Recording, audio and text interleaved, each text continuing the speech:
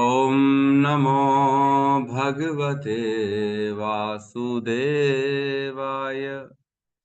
ॐ नमो भगवते वासुदेवाय। ॐ नमो भगवते वासुदेवाय।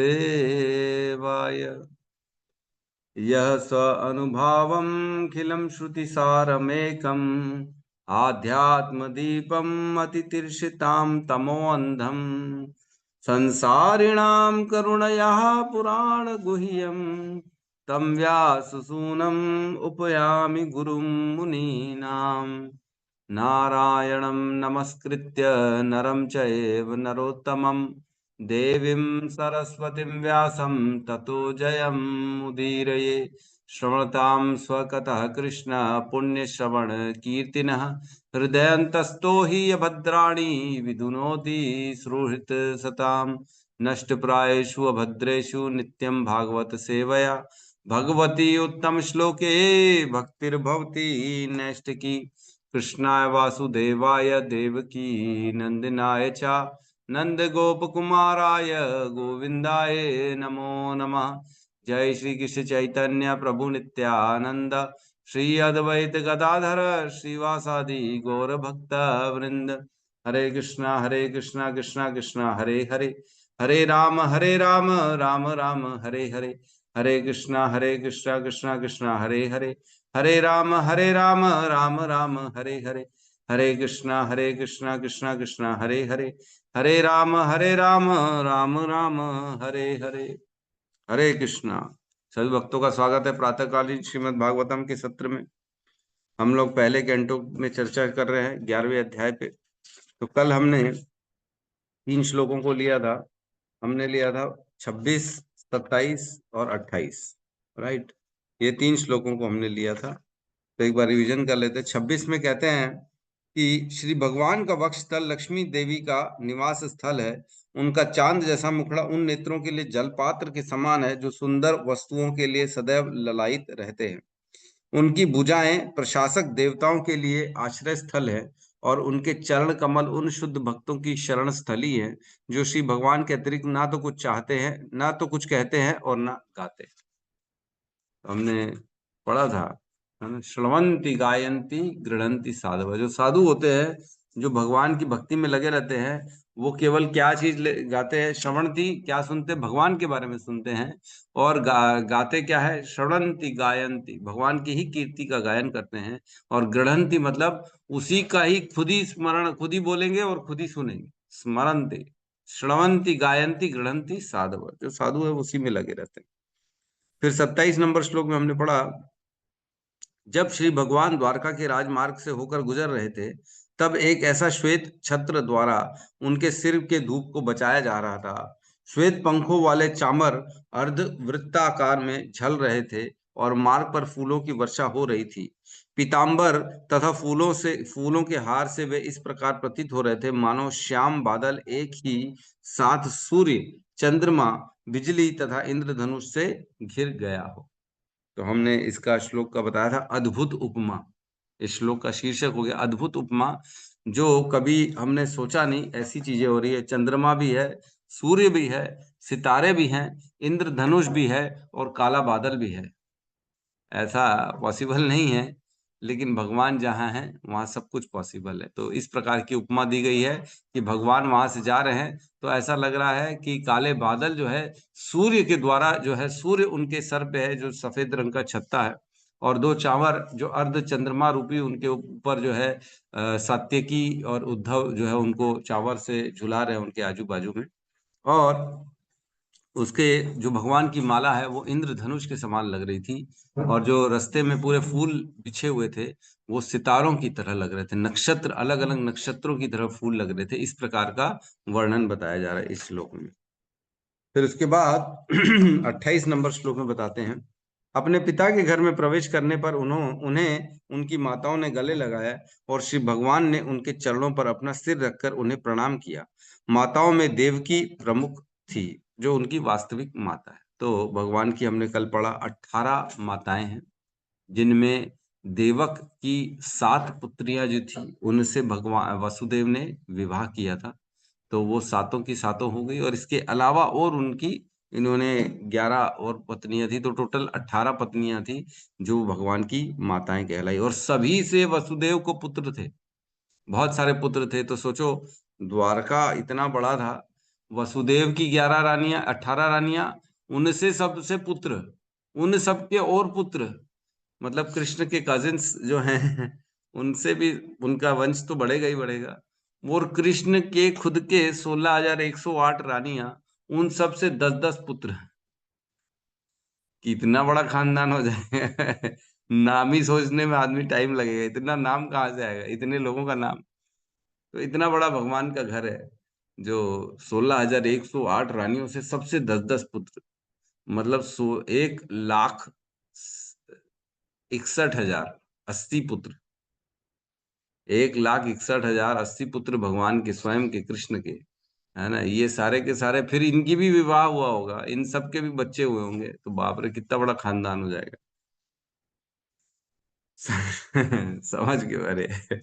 आजकल तो 2 बच्चे 4 बच्चे में बोलते बस बस, 2 बच्चे से ज्यादा नहीं करना हमारे को। क्यों बोले, कौन संभालेगा, कौन देखेगा, कैसे करेंगे, तो कैसे उस समय कैसे होता था बताओ, इतने सारे बच्चे कैसे पलते थे, एक एक रानी के 10-10 20-20 बच्चे, बाप रे बाप। यार उस समय ये सब नहीं था, टीवी सोशल मीडिया नहीं था जो बच्चे बिगड़ जाएं। उस समय सबको गुरुकुल भेज दिया करते थे, जैसे ही बच्चे 5 साल का होता था गुरुकुल चले जाता था, 25 साल तक गुरुकुल में रहता था वो, और गुरुकुल से पढ़ाई करके आता था, तो समझदार बन के आता था वो। ऐसा नहीं, हमारे जैसा नहीं, दिन रात घर में बैठा है, माँ बाप उसकी सेवा कर रहे हैं, और खाली जो फरमाइश कर रहा है वो कर रहे हैं, लड़का घूम रहा है और खा रहा है, खाली टीवी देख रहा है, टीवी से संस्कार सीख रहा है, टीवी से ज्ञान सीख रहा है, ऐसा आजकल हो गया, इसलिए बच्चे बिगड़ते जा रहे हैं। कल ही मैं न्यूज़ पढ़ रहा था, बहुत जो है खतरनाक न्यूज़ थी, बहुत ज्यादा मुझे परेशान करने वाली न्यूज़ थी। बिलासपुर में एक 16 साल का बच्चे ने 4 साल की बच्ची का जो है उसको रेप करके मार दिया, लोहे की रॉड से मार दिया उसको, खत्म कर दिया, पूरा खून ही खून हो गया। तो ये कैसे हो रहा है बताओ, ये केवल और केवल मोबाइल के कारण। जितना जितना हम बच्चों को मोबाइल दे रहे हैं, बच्चे ज्ञान मोबाइल से ले रहे हैं, और केवल काम। आजकल क्या है, ये बड़ा जो इंटरनेशनल रैकेट चल रहा है, जो बड़ी बड़ी कंट्रीज होती है, अमेरिका, चाइना, और जो जो हमारे इंडिया के विरुद्ध है, पाकिस्तान, ये लोग क्या करते हैं कि हमारे इंटरनेट में ऐसी जो सोशल मीडिया में ऐसे गंदे गंदे जो काम उत्तेजना करने वाले जो वीडियोस हैं, फोटोज हैं, उसको फ्लोट कर देते हैं, ताकि हमारे जो अभी आने वाली जनरेशन है ना, उनका दिमाग पूरा भ्रष्ट हो जाए, और वो बचपन से ही काम में घुसे रहे, लस्ट रहे उनके अंदर, केवल और केवल स्त्री पुरुष का संग उनके अंदर घुस जाए, और उनका दिमाग आगे बढ़ ही ना सके। ये बड़े खतरनाक तरीके से ना, हमको पता ही नहीं पड़ रहा है, और मॉडर्नाइजेशन और ओपननेस के नाम से ये खतरनाक रैकेट चल रहा है, जो जो हमारे भारत का, हमारे धर्म का, हमारे सनातन धर्म कल्चर को खत्म करने के पीछे ये बहुत बड़ा उद्देश्य हमारे दुश्मनों का चल रहा है, और हम उसमें फंसते जा रहे हैं। क्यों? क्योंकि हमारे पास कोई मार्गदर्शन दिखाने वाला नहीं, कोई गुरु नहीं है, किसी ने भगवत गीता का ज्ञान लिया नहीं है। कोई कोई अगर समझाने की कोशिश भी करता है, तो लोग क्या कहते हैं, अरे तुम फालतू ज्ञान ज्ञान दे रहे हो, अपने आप को ज्यादा होशियार समझ रहे हो। हैं, बड़े बड़े पढ़े लिखे लोग नहीं समझ पा रहे हैं कि ये क्या हो रहा है। हमारे बच्चे, छोटे छोटे बच्चे जो है, उनके हाथ में मोबाइल मोबाइल दे दिया गया है, और उनको सब गंदी गंदी चीजें दिखाई जा रही है, और उनको ज्ञान दिया जा, माँ बाप भी बच्चों को छोटे छोटे कपड़े पहना के निकाल दे रहे हैं। पार्टियों में जाओ तो खुद माताएं और खुद प्रभु जी लोग, वो लोग भी जो है यही कल्चर को अडॉप्ट कर रहे हैं। तो ऐसे में स्थिति खराब हो जाएगी। ठीक है, चलिए हम आगे बढ़ते हैं, क्या कर सकते हैं हम। तो आज हमारा श्लोक क्रमांक 29 है, हम 29 में प्रवेश करते हैं।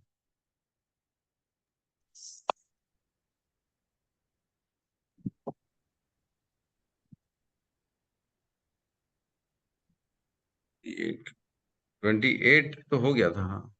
29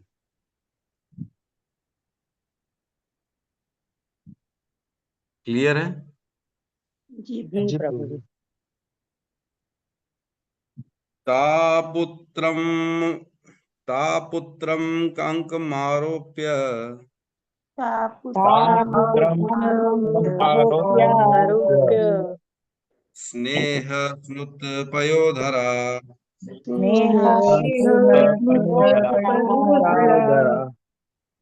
हर्ष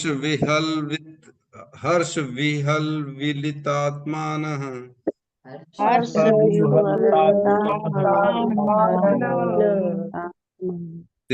शिशीश्चुर्नेत्र जले जैर्जलये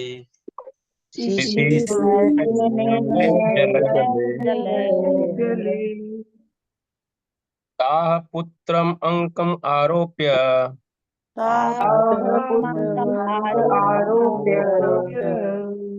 स्नेह स्नुत पयोधराः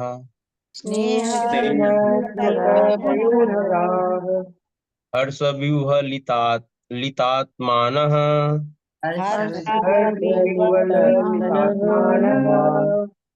शिशिचुर्नेत्र जैर्जलयः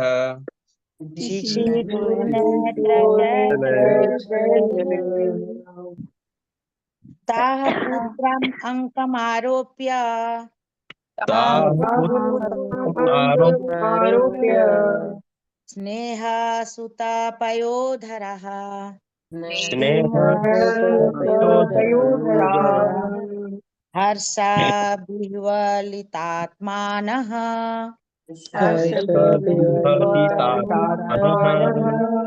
शिशिचूर्नेत्रजैर्जलः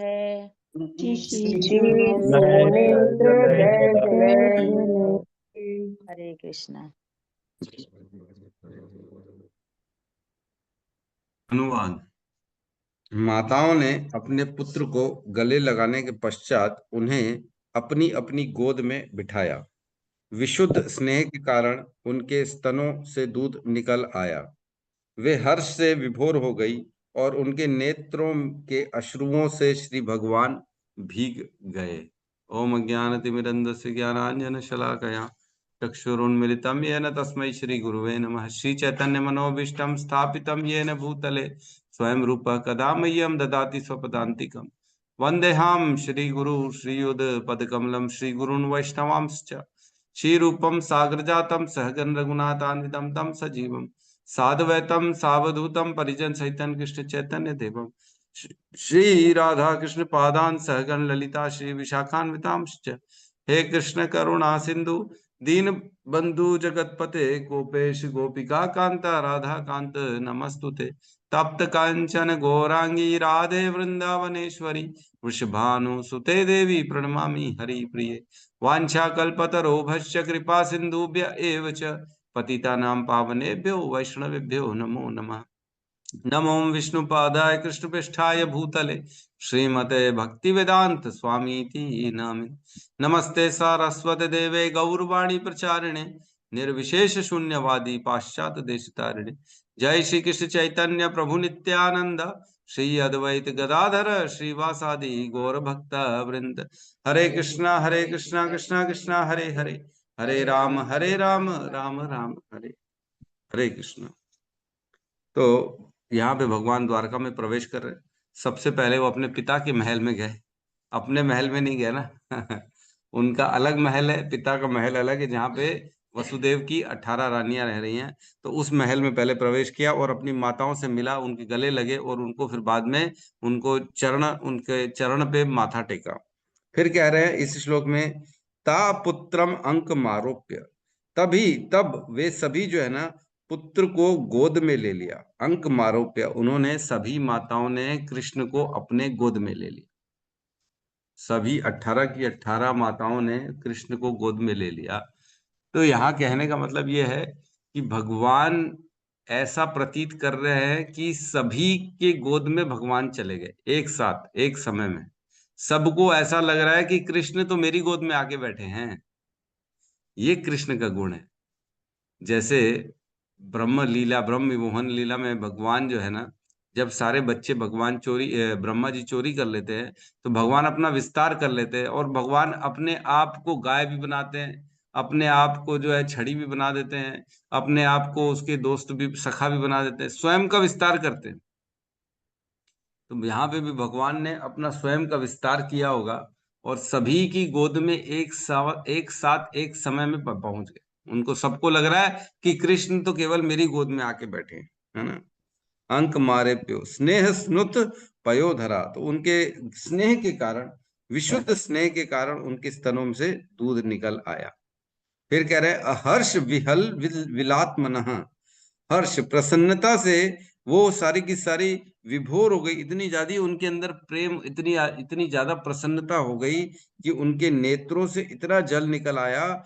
शिशि चूर्नेत्र जले जर जैर जला जले, मतलब इतना उनके आंसू निकल आए प्रेम प्रेम के मारे कि पूरा का पूरा भिगो दिया उन्होंने, नेत्रों से आंसुओं से श्री भगवान को भिगो दिया। तो मैं बता दूं, लगभग इस समय भगवान कृष्ण की उम्र होनी चाहिए 90 साल के आसपास, है ना। 90 साल का व्यक्ति लड़ाई करके आया है, फिर सारी माताओं ने उनको गोद में बिठा दिया, गोद में बैठे हैं स्वयं 90 साल के व्यक्ति, और उसके बाद इतना प्रेम उमड़ रहा है उनकी माताओं का कि रो रही है, उनकी आंख से आंसू निकलते जा रहे हैं, और इतना आंसू निकला कि पूरा भिगो दिया उसका कृष्ण को। तो ये प्रेम की परिकाष्ठा है, भगवान से कितना प्रेम करते देखो सब लोग। उनकी माताएं, जो उनकी खुद की माताएं हैं, वो जो उन्हीं के साथ रहती हैं, अब उनको देख के उनके आंसू निकलते जा रहे हैं, निकलते जा रहे हैं। तो ठीक है, अब आगे बढ़ते हैं हम नेक्स्ट श्लोक में।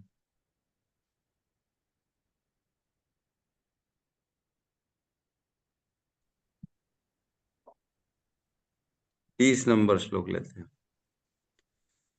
अथाविशत स्वभावनम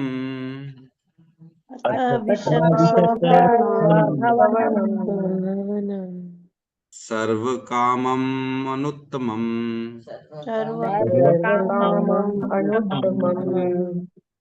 प्रासादायत्र पत्नीनाम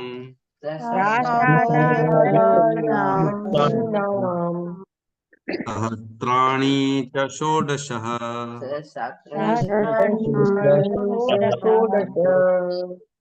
अथ विशत स्वभावनम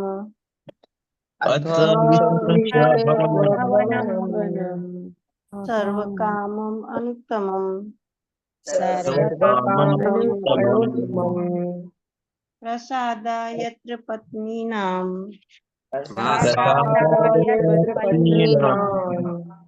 सहस्राणि च षोडश। हरे कृष्ण। अथा विशत स्वभावनम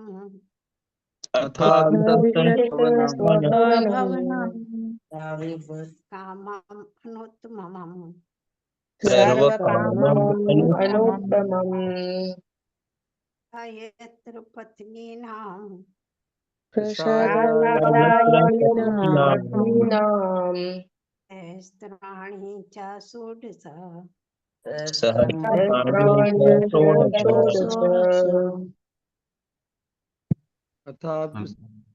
यस यस बोलिए। अथा विशत स्वभावनम सर्व कामम अनुत्तमम सादा यत्र पत्नीनाम सहस्राणि च षोडश।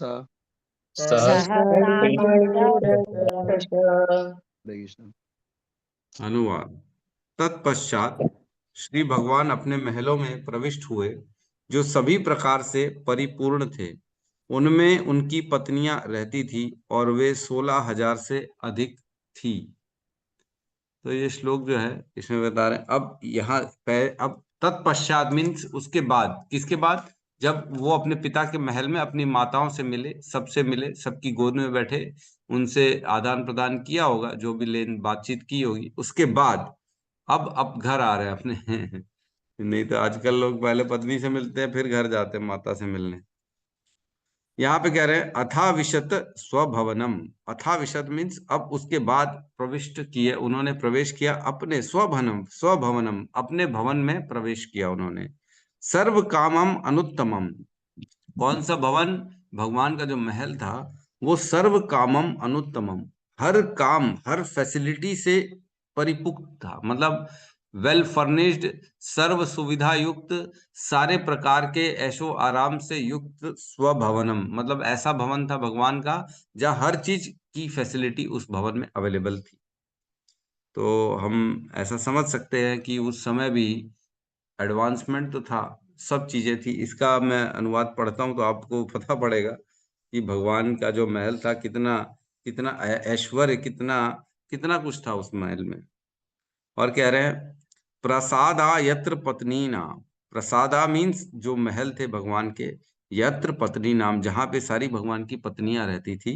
कितनी रहती थी? सहस्त्राणी च षोडशः, मतलब सहस्त्राणी 16,000 से ऊपर।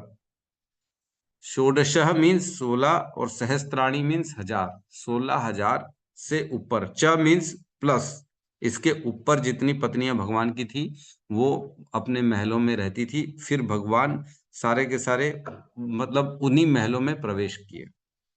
तो इसमें ये मानना पड़ेगा कि भगवान एक ही समय में सभी महलों में प्रवेश किए, है ना। इसमें लिखा भी है, तात्पर्य में हम पढ़ते हैं। भगवान की 16,108 पत्नियां थी और प्रत्येक के लिए आंगनों तथा उद्यानों से युक्त पूर्ण रूप से सुसज्जित महल थे। इन महलों का पूरा विवरण 10वें स्कंद में दिया गया है। सभी महल सर्वोत्तम संगमरमर पत्थर के बने थे। वे रत्नों से प्रकाशित थे और मखमल तथा रेशम के पर्दों तथा गलीचों से सुसज्जित थे, जिनके किनारों पर सोने की जरी लगी थी। मतलब पर्दे गलीचों में सोने की जरी लगी हुई है। इतना ऐश्वर्य है, इतना ऐश्वर्य कि सोने पर्दों में सोना लगा हुआ है, बताओ। चोरी नहीं हो जाएगा प्रभु जी? या आज की डेट में तो सोना देखने को नहीं मिलता, पहनने को नहीं मिलता, खरीदने को भी नहीं मिलता। वहां पे पर्दों में सोने लगे हुए हैं। रत्नों से बना हुआ था उनका पूरा जो एंट्रेंस गेट था, भव्य, इतना भव्य। श्री भगवान का अर्थ है जो समस्त बल, समस्त शक्ति, समस्त ऐश्वर्य, समस्त सौंदर्य, समस्त ज्ञान तथा समस्त वैराग्य से परिपूर्ण हो। तो भग का अर्थ बताया जा रहा है। भग का अर्थ होता है जिसके पास 6 चीजें ये पूर्ण मात्रा में हो, उससे ही भगवान कहेंगे हम, है ना। समस्त बल, समस्त शक्ति, समस्त ऐश्वर्य, समस्त सौंदर्य, समस्त ज्ञान और समस्त वैराग्य, ये 6 चीजें जिसमें पूर्ण मात्रा में होती है उन्हीं को भगवान कहा जाता है। अतएव श्री भगवान के महलों में ऐसी किसी भी वस्तु की कमी न थी जिससे श्री भगवान की सारी इच्छाएं पूरी न होती। तो भगवान की सभी इच्छा पूरी करने की क्षमता थी उन महलों में। इतनी सुविधाएं युक्त, इतनी सुविधाएं थी वहां पे। सर्व सुविधा का अर्थ यहाँ पे प्रभुपाद बता रहे हैं कि जितनी भगवान की इच्छा थी, सारी इच्छा वहां पे उन महलों में पूरी हो जाती थी।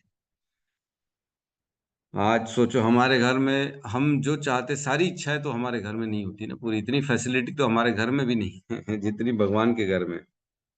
श्री भगवान असीम है, अतएव उनकी इच्छाएं भी असीम है और पूर्ति भी असीमित है।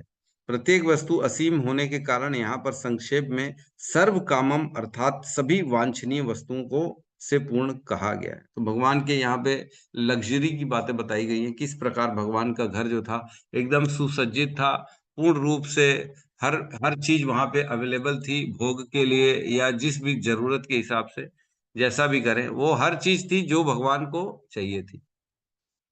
ठीक है, तो अब हम अगले श्लोक में प्रवेश करते हैं, 31 नंबर में। साइड में आ गए प्रभु जी। साइड में आ गया।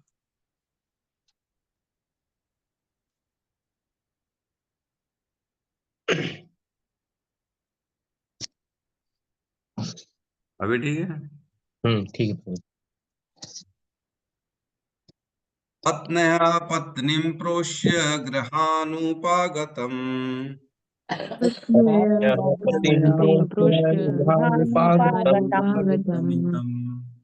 विलोक्य संजात मनोमहोत्सवा विलोक्य संजात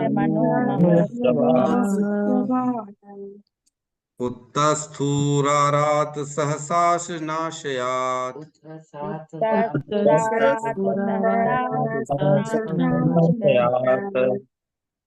साकं व्रतैर्वीडितलोचनानना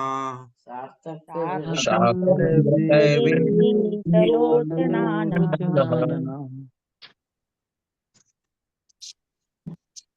पत्न्या पतिं प्रोष्य गृहानुपागतम्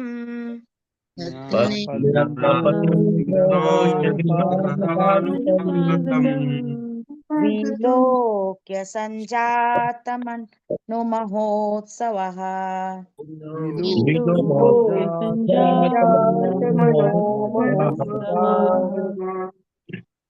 तस्थुरारात् सहसाशनाशयात्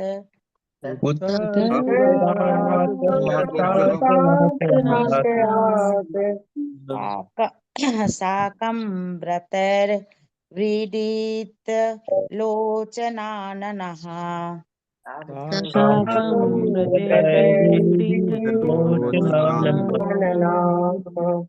हरे कृष्ण। पतिं प्रोष्य गृहानुपागतम्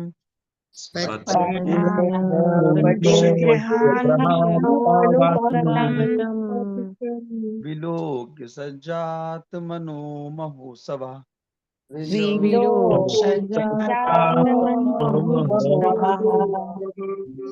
उत्तस्तुरारात् सहसा सनाशयात्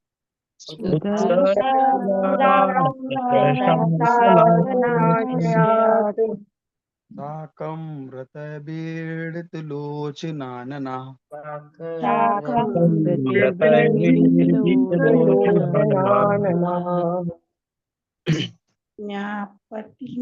पत्न्या पतिं प्रोष्य गृहानुपागतम्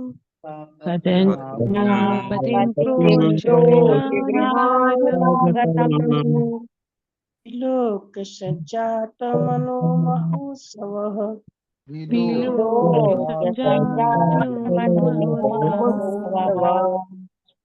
अस्तुरारात् सहसासनाशयात्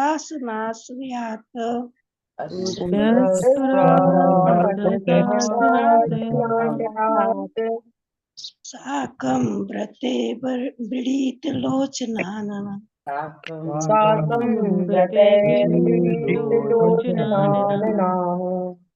कृष्ण। पत्न्याः पतिं प्रोष्य गृहानुपागतम्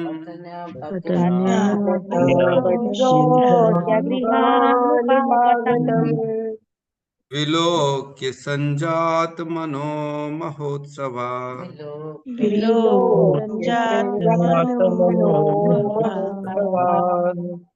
उक्तस्तुरारात् सहसाशनाशयात्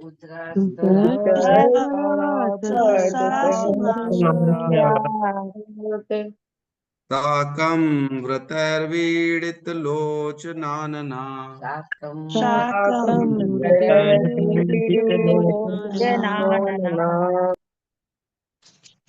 अनुवाद।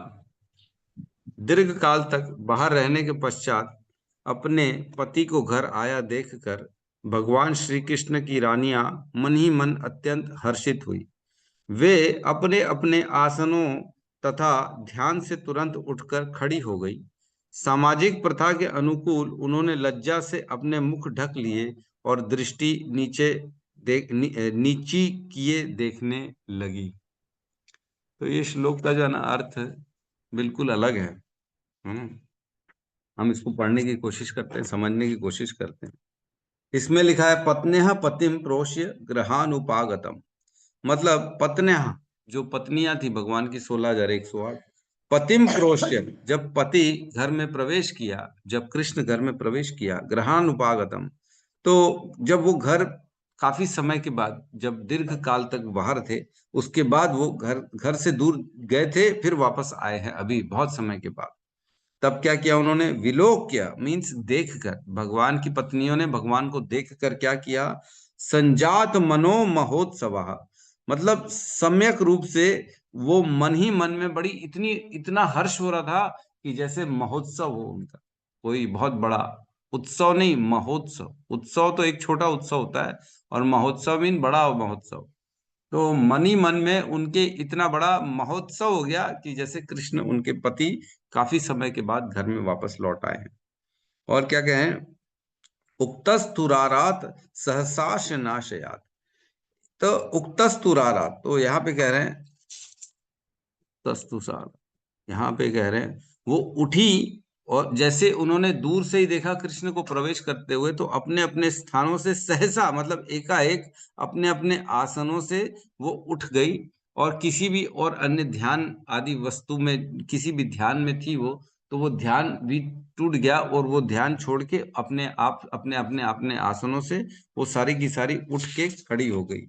और क्या लिखा है, साकम व्रतैर वीड़ित लोचनानन, मतलब साकम, साकम मीन्स सबके सबके सब अपने अपने व्रत, सबने कोई ना कोई व्रत लिया हुआ था, वह व्रत छोड़कर उठकर खड़ी हो गई, है ना। इसका अर्थ ये हुआ, व्रत क्या होता है, कई बार हम देखते हैं कि कोई अपना चला जाता है, जैसे सपोज करो किसी माँ का बच्चा फौज में चला गया, है ना, लड़ाई हो गई सपोज करो इंडिया पाकिस्तान की, और उस लड़ाई में चला गया उसका बच्चा, तो माँ क्या करेगी, व्रत लेती है कि अब जब तक नहीं आएगा मैं फल नहीं खाऊंगी या अन्न नहीं खाऊंगी, मैं या तो जो है कुछ भी एक ऐसा कोई ऐसा व्रत लिया जाता है माता के द्वारा, पत्नियों के द्वारा, बच्चों के द्वारा, कि हमारे पति का प्रोटेक्शन रहे, वो सही सही रूप में अपने घर में आ जाएं। तो इसमें व्रत पे हम और चर्चा करेंगे। एक और इसमें एक श्लोक आता है, यज्ञवाल्यक ऋषि ने एक और बताया कि जब पति घर से जाते हैं तो इस तरह का व्रत जनरली पत्नियां करती हैं, तो वो हम वो चर्चा करेंगे। तो 16,108 रानियां जो थी, उन्होंने अलग अलग, किसी ने व्रत लिया होगा कि मैं आभूषण नहीं पहनूंगी, किसी ने व्रत लिया होगा कि मैं अन्न जल त्याग दूंगी, या किसी ने कहा होगा केवल मैं फल में रहूंगी, किसी ने कहा होगा कि मैं केवल 4 घंटे सोऊंगी बाकी टाइम नाम जप करूंगी, या किसी ने और कोई अन्य अन्य व्रत या तपस्या का अपना उन्होंने संकल्प लिया होगा कि मैं ये करूंगी, है ना। तो इस प्रकार कहा जा रहा है साकंप व्रत, मतलब व्रत के साथ साथ उठ खड़ी हो गई। उन्होंने सपोज करो किसी ने व्रत लिया था कि मैं अच्छे आभूषण नहीं पहनूंगी, या उन्होंने व्रत लिया होगा किसी ने कि मैं अच्छे कपड़े नहीं पहनूंगी जब तक मेरा पति नहीं आएगा, तो पति को देख के व्रत के साथ ही उठ खड़ी हुई। उन्होंने ऐसा नहीं किया कि पहले अब आ गए तो मैं पहले जाके आभूषण पहन के तैयार होके आ जाऊं, नहीं नहीं, उसी स्थिति में व्रत के साथ साथ उठ के खड़ी हुई, उन्होंने एज इट इज उठ के खड़ी हो गई। और क्या लिखा है, व्रीडित लोचनाननः मीन्स उनको देखकर लज्जा से उनका मुख और उनके नैन, उनके जो नेत्र थे वो झुक गए, है ना। पहले ସେମିତି କରିଛନ୍ତି ଗୌତମ ପ୍ରଭୁ ବି ବହିଛନ୍ତି। माता जी आपकी आवाज आ रही है प्रिया माता जी, म्यूट कर ले तो ठीक है। साकम व्रतैर वीडित लोचनानना मीन्स अपने अपने व्रतों को छोड़ नहीं पाई उस समय, और वो उन्होंने एज इट इज खड़ी हो गई, और उन्होंने भगवान को देखा तो उनके नेत्र भी झुक गए लज्जा के मारण, और लज्जा के कारण उनके नेत्र और उनके मुख दोनों झुक गए। तो बड़ा सुंदर इसमें वर्णन है इसका, इतने कम में नहीं है, और भी इसका मतलब है। जैसे कई लोग हम जाते हैं, आजकल कहा क्या होता है, कोई जा रहा है तो कोई व्रत लेता नहीं है आजकल तो अपना ही व्रत चलता है, सब अपना, कुछ नहीं छोड़ते। हम तो बोलते हैं केवल जो कार्तिक मास में 1 महीने के लिए कुछ छोड़ दो, तो उसमें छोड़ते नहीं बनता है लोगों को कि ठीक है नहीं हम नहीं छोड़ पाएंगे। जनरली कहा गया है कोई भी एक प्रिय वस्तु जो होती है कार्तिक मास में हमको छोड़ देनी चाहिए, अपने आप को टेस्ट करके देखना चाहिए कि आप मेरे अंदर की कैपेसिटी है कि नहीं, मैं ये कर पा रहा हूँ कि नहीं कर पा रहा हूँ भगवान की प्राप्ति के लिए। अगर कर पा रहे हैं तो बहुत सुंदर है, मतलब भगवान सबसे ज्यादा प्रिय है और कोई प्रिय नहीं है।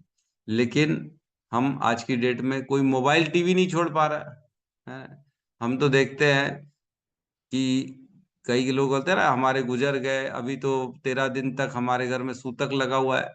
सूतक लगा है किसके लिए, केवल भगवान के लिए लगा। टीवी मोबाइल देखने में कोई कोई दिक्कत नहीं है, हंसी चुटकुले करने में कोई दिक्कत नहीं, वो चलता रहेगा। केवल सूतक किसमें लगा है, भगवान के में। अब उनकी आरती नहीं होगी, मंदिर बंद रहेगा। अरे तो क्या चीज, बाकी भी चीज बंद करो ना भाई। आज भगवान को बंद कर दिया तो अपने आप को भी बंद करो, अपने आप को भी जो है टीवी से दूर करो। अपनी खुशी तो तुम्हारे को सब चाहिए, लेकिन भगवान के लिए बस सूतक लगा।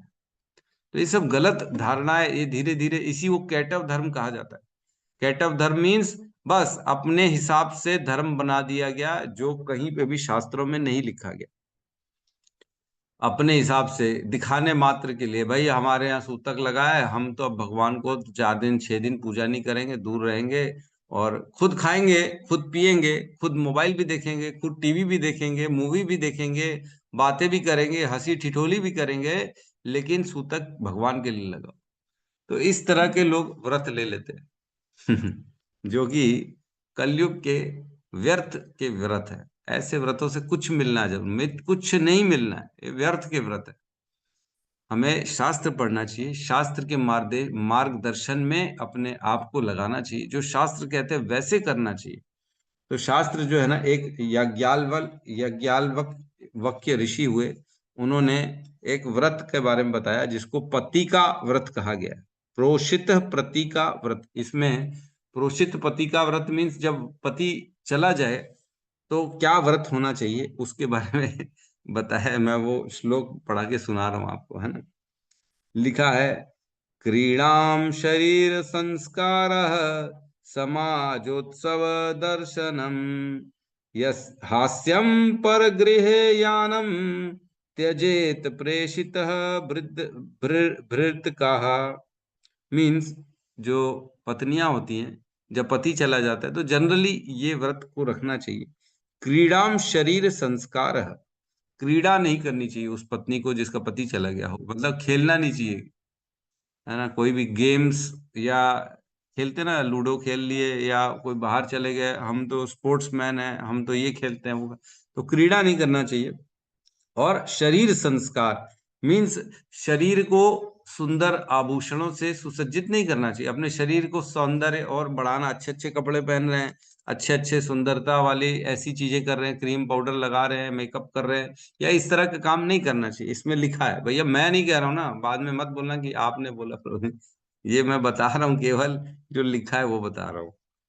तो जनरली ऐसा करना चाहिए, अदरवाइज क्या होता है, मैसेज गलत चला जाता है, अरे पति चला गया और खुद जो है तैयार होके निकल रही है, बढ़िया ऐसा। तो ये मेरे को ऐसा लगता है ये एक बेसिक एथिक्स बताई जा रही है इसमें।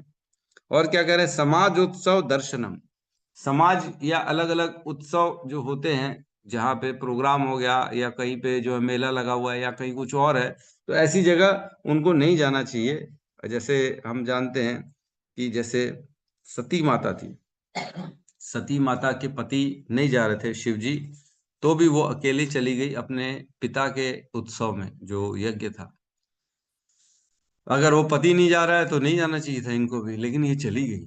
तो देखो कितनी दिक्कत हुई, कितनी मुश्किल हुई, जबकि मना भी कर रहे थे शिव जी की मत जाओ मत जाओ, फिर भी वो चली गई। तो समाजोत्सव दर्शनम, ऐसी जगह नहीं जाना चाहिए जहाँ पे पति के एब्सेंस में।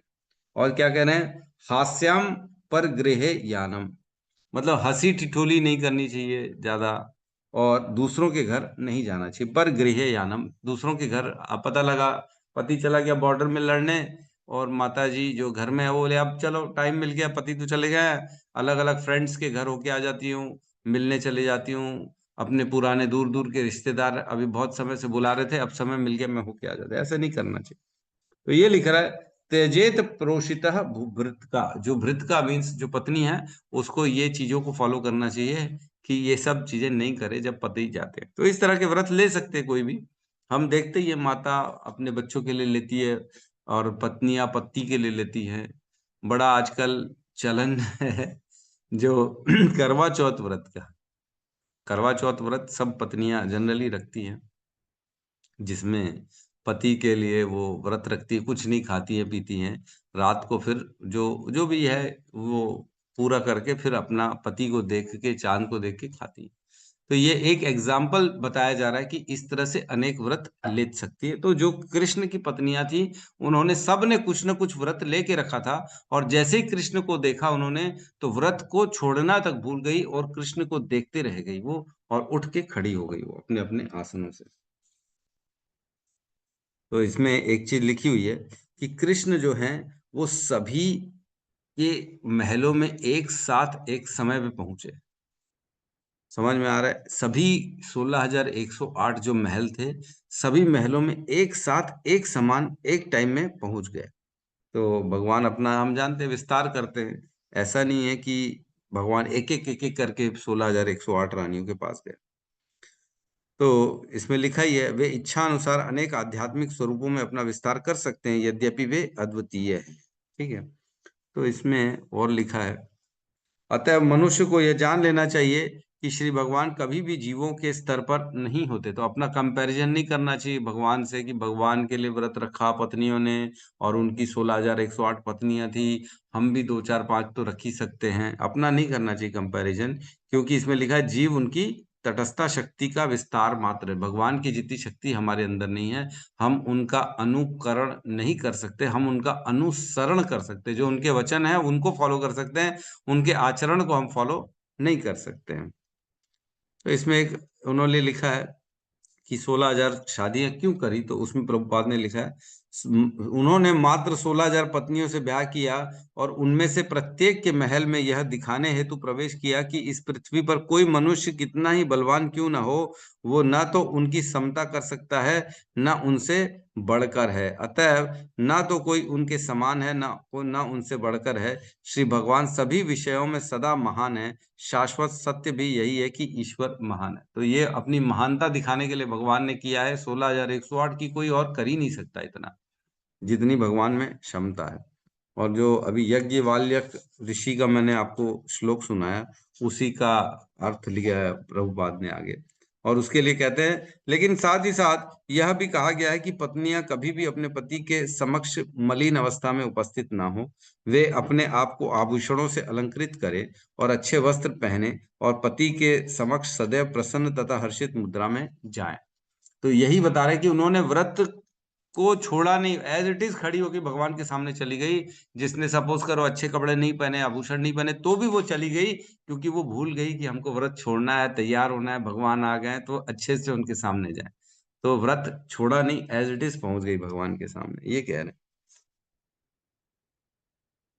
और एक लास्ट वाला पैराग्राफ है, वो मैं पढ़ के सुना रहा हूं आप लोगों को। इसमें पहले तो सभी अपने अपने आसनों से उठ गई, क्योंकि अपने अपने पति को देखना चाहती थी, किंतु स्त्री सुलभ लज्जा के कारण वे रुक गई। लेकिन प्रबल उत्कंठा के कारण उन्होंने इस दुर्बलता की अवस्था पर काबू पा लिया और श्री भगवान का आलिंगन करने की भावना से अभिभूत हो गई, और इस विचार से वे अपने आसपास के परिवेश में को भी भूल गई। इस उत्कंठा की महान दशा के कारण सारी औपचारिकताओं एवं सामाजिक रीति रिवाजों का अंत हो गया और इस प्रकार भगवान के मिलन पथ के सभी अवरोध दूर हो गए। आत्मा के प्रभु श्री भगवान कृष्ण के मिलन की यह चरम अवस्था है। अब इसको मैं कैसे समझाऊं आप लोगों को, बड़ा मुश्किल से, मैं भी बड़ी मुश्किल से समझ पाया हूँ ये क्या लिखा है। तो इसमें लिखा है, जब भगवान प्रवेश हुए, हिंदी भाषा में आसान में मैं बता रहा हूँ जो मैं समझ पाया हूँ, क्या पता सही है कि गलत है। इसमें लिखा है कि जब भगवान अपने अपने महलों में प्रवेश किए, तब क्योंकि उनकी रानियां थी, भगवान अकेले नहीं थे, और भी कई लोग होंगे उनके साथ साथ, चावल ढुलाने वाले या और भी जो उनके जो भी साथी उनके सेवक होंगे, दास दासी होंगे, वो भी थे सामने। तब जब रानियों ने भगवान को देखा, तब उनकी इच्छा हुई उनको आलिंगन करने की, लेकिन लज्जा के मारे वो कर न सकी। है ना, लज्जा कहाँ आता है, मन में लज्जा आई कि नहीं इतने सारे लोग हैं, मैं कैसे करूं, ये ना हो पाएगा। तो उन्होंने क्या किया, उस मन की लज्जा का त्याग करके अपनी आत्मा से वहीं पे ही बैठे बैठे देखते देखते ही आलिंगन किया भगवान। भगवान ने जब देखा तो भगवान समझ गए कि इनकी इच्छा क्या है। तो जब भगवान समझ गए तो इनकी लज्जा हो गई कि ओ, भगवान ने समझ गए हम क्या चाहते। तो लोक लज्जा के कारण वो कर न सकी, और फिर जब देखा तब उन्होंने आत्मा से भगवान का स्वीकार किया और उनका आलिंगन किया। तो ये लिखा है इसमें, जो कि एक बड़ा अद्भुत गहरा भाव है, हम इसको समझ नहीं सकते हैं। है ना, हमारे हमारे समझ के बाहर है कि आत्मा से कैसे आलिंगन कोई कर सकता है। वो हम विचारों में मन ही मन कर सकते हैं, लेकिन आत्मा के स्तर तक हम नहीं जा सकते, हमको मालूम नहीं। बट यहाँ भी ये लिखा गया है।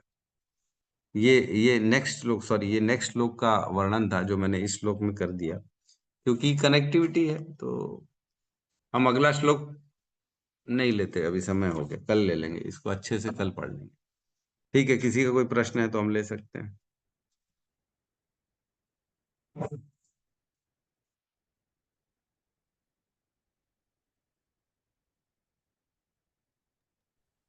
हरे कृष्ण प्रभु जी, सादा प्रणाम।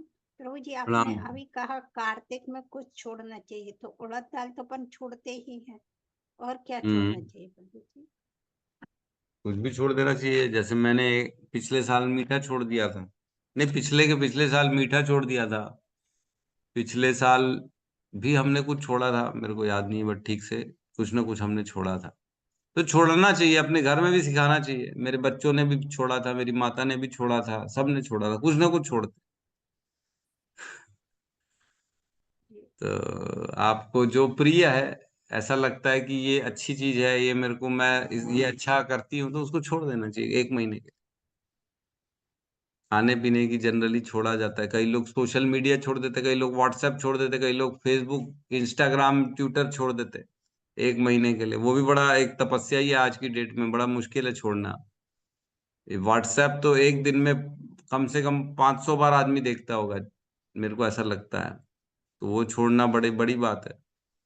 लेकिन व्हाट्सएप में क्या होता है, हमारा व्यापार भी होता है, काम की चीजें भी आती है, प्रचार भी होता है उसमें, इसलिए व्हाट्सएप नहीं छोड़ सकते। बाकी चीजें फालतू की, टीवी देखना, मोबाइल देखना, अन्य अन्य रील देखना, इसको छोड़ा जा सकता है। ये भी व्रत लिया जा सकता है। जी यस, गौतम बुद्ध प्रभु कहिए।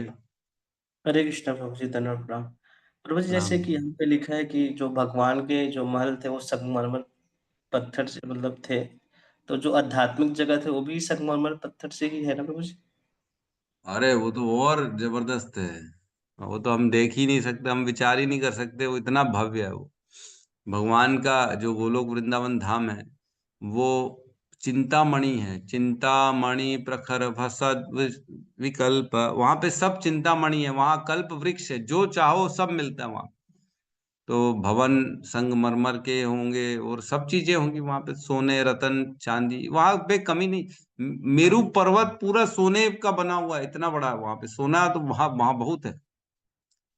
तो ये हमको ऐसा लगता है कि गोल्ड बहुत यहाँ पे वैल्यूएबल है, लेकिन वहां नहीं है।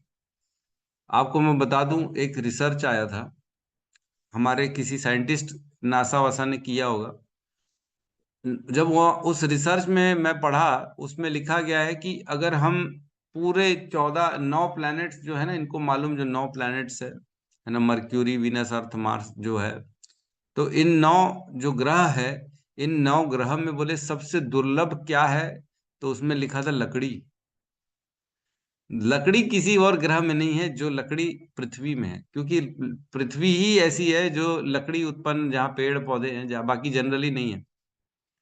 बोलते हैं जुपिटर में डायमंड की बारिश होती है, जो डायमंड होता है उसकी बारिश होती है जुपिटर में, ऐसा उसमें लिखा गया था रिपोर्ट में। तो इतना डायमंड है वहां पे कि डायमंड की कोई वैल्यू नहीं। इस प्रकार हर ग्रह में देखा जाए तो कुछ ना कुछ बहुत ज्यादा उपलब्ध है, लेकिन सबसे कम है 9 के 9 ग्रहों में, तो वो है लकड़ी। अगर 9 ग्रहों में टोटल किया जाएगा तो लकड़ी की मात्रा बहुत कम हो जाएगी, इसलिए सबसे ज्यादा वैल्यूएबल है लकड़ी। और हमारे सामने क्या है, हमारे सामने लकड़ी की कोई वैल्यू नहीं है। ताप करने के लिए जला देते हैं व्यक्ति लकड़ी को। तो ऐसी है, जब आध्यात्मिक जगत में जाएंगे तो वहां ये सब चीजें इतनी ज्यादा है कि इन सब चीजों की कोई वैल्यू नहीं बचती। जितना चाहिए उतना ले लो। सोचो, जब भगवान राजसू यज्ञ किए थे युधिष्ठिर का, तो कहते हैं सबको सोने की प्लेट में खाना खिलाया था।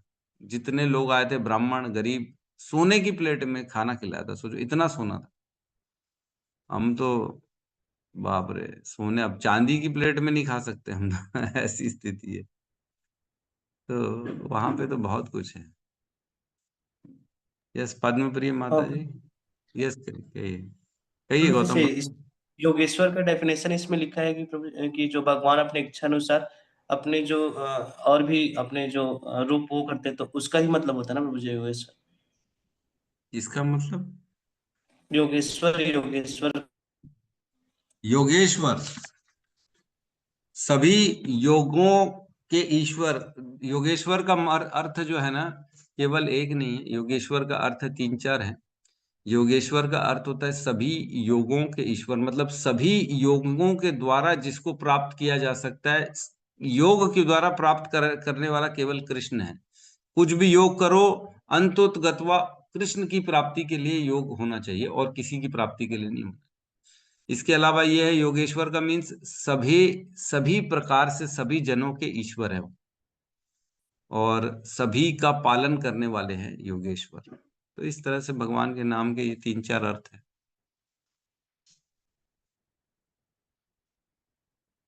ठीक है, यस दीपक प्रभु कुछ कहना चाहते हैं। हरे कृष्ण प्रभु जी, धन्यवाद। जी प्रभु। प्रभु जी, जैसे आपने भी श्लोक में बताया कि भगवान 90 साल के जो आकर वो माता की गोद में आकर बैठे, लेकिन प्रभु जी हम तो सुनते हैं गीता में आता है, प्रभु वर्णन है कि भगवान की उम्र 16 साल से मतलब 16 साल से ऊपर वो हुए ही नहीं। वो कभी नहीं होते, 16 साल के ऊपर कभी नहीं होते। लेकिन जब मनुष्य लीला करने आते हैं तो जी प्रभु। उस लीला के दौरान तो 100 साल के हो चुके हैं ना।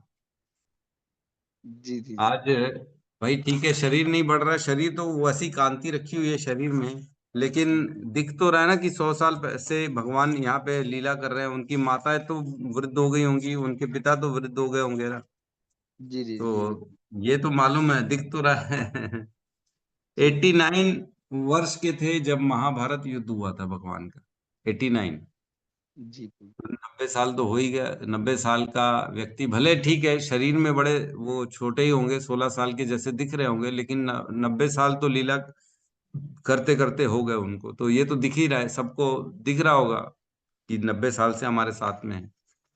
जी प्रभु। और और प्रभु जी हमारे ग्रुप में एक वो है कमलेश्वर, तो वो है कमलेश्वर तिवारी प्रभु जी, कमलेश्वर तिवारी प्रभु जी। हाँ उनका है। जो कल मेरे पास जो कॉल आया था, वो कह रहे थे हमको उसमें आप क्या नाम ये ग्रुप में ऐड कर दीजिए प्रभु जी। अच्छा, श्रीमद् भागवतम के ग्रुप में ऐड कर देते हैं प्रभु जी को। आप जो है ना उनको भेज दीजिए ना लिंक, या फिर नंबर भेज दीजिए, ग्रुप में आप डाल दीजिए तो ऐड कर देंगे उनको, कोई दिक्कत नहीं।